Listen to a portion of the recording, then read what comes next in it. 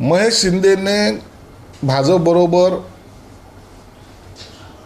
सत्ता मिळवण्यासाठी अध्यक्षपद घेण्यासाठी जो प्रकार केला तो एकनाथ शिंदे साहेबांना मान्य नव्हता.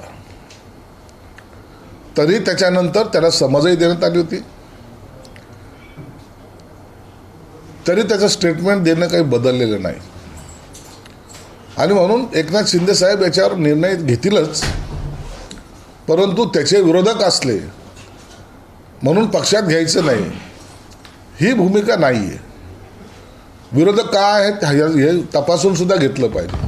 आणि मला वाटतं शंभूराज देसाईंनी ज्यांचा पक्षप्रवेश घेतला आहे तो एकनाथ शिंदे साहेबाला विचारूनच घेतला असावा. त्यांना विचारल्याशिवाय कुणाचाही पक्षामध्ये प्रवेश होत नाही आणि कोणालाही पदं दिले जात नाहीत.